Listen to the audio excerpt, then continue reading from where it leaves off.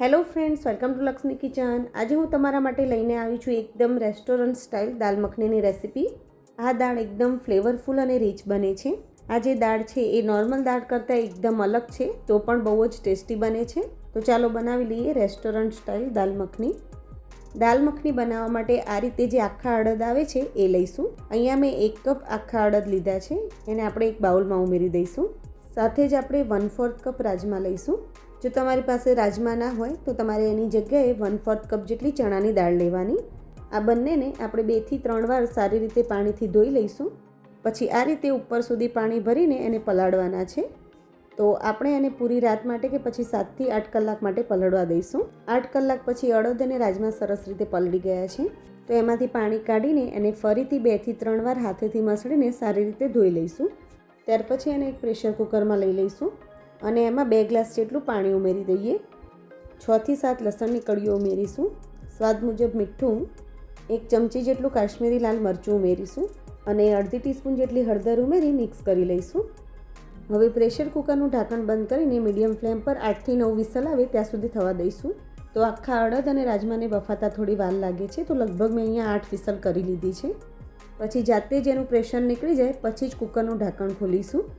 તો તમે જોઈ શકો છો આખા અડદ અને રાજમા સારી રીતે બફાઈ ગયા છે. હવે જ્યારે ગરમ હોય ત્યારે આપણે આ રીતે દાળ વલોવાની જે મથણી આવે છે એનાથી આ રીતે આપણે મેશ કરીશું. આ પ્રોસેસ કરવી બહુ જ જરૂરી છે. આ રીતે કરવાથી દાળનો ટેસ્ટ એકદમ ક્રીમી આવશે. તમારી પાસે આ રીતની મથણી ના હોય તો જે પાઉંભાજી મેશ કરવાનું મેશર આવે છે એનાથી તમે કરી શકો છો. હવે દાળનો વઘાર કરીશું. તો એક કડાઈમાં 1 ટેબલસ્પૂન જેટલું તેલ લઈશું. સાથે જ 2 ટેબલસ્પૂન જેટલું ઘી કે બટર તમારે જે લેવું હોય એ તમે લઈ શકો છો. અહીંયા મેં બટર લીધું છે.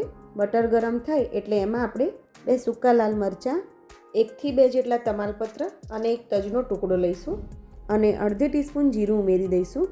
જીરું તતડે એટલે 1 ટેબલસ્પૂન જેટલી આદુ અને લસણની પેસ્ટ ઉમેરીશું. ગેસની ફ્લેમ સ્લો ટુ મીડિયમ રાખીને આદુ અને લસણની કચાશ દૂર થાય ત્યાં સુધી એને થવા દઈશું. આદુ અને લસણ સંતળાઈ જાય એટલે એમાં 2 ટીસ્પૂન લાલ મરચું પાવડર ઉમેરીશું. 1 ટીસ્પૂન જેટલી કસૂરી મેથીને આ રીતે હાથેથી ક્રશ કરીને એડ કરીશું.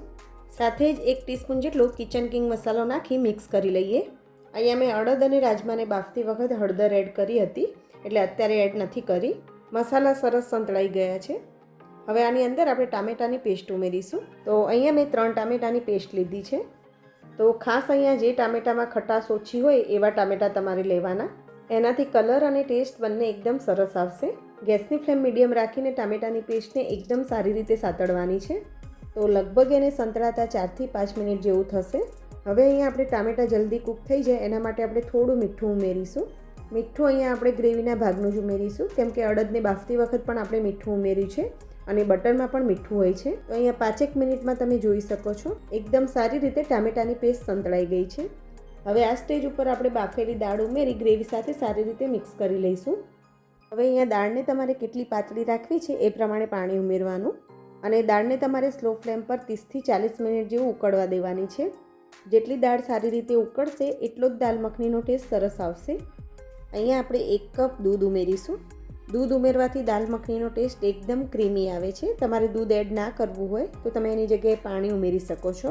તો ધીમા ગેસ ઉપર 30 થી 40 મિનિટ જેવું ઉકાળવાનું છે અને વચ્ચે વચ્ચે એને ચલાવતું રહેવાનું છે.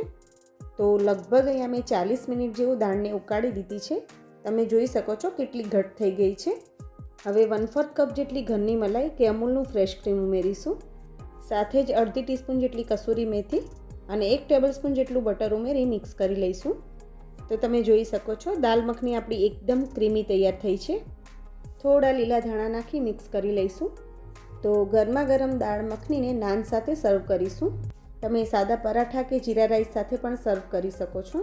ઉપરથી થોડું ક્રીમ નાખીશું, બટર મૂકીશું અને કસૂરી મેથીથી ગાર્નિશ કરીશું. તો ટ્રેડિશનલી પંજાબી દાલ મખની તમે ચોક્કસથી ટ્રાય કરજો અને કોમેન્ટમાં જણાવજો કે તમને મારી રેસિપી કેવી લાગી.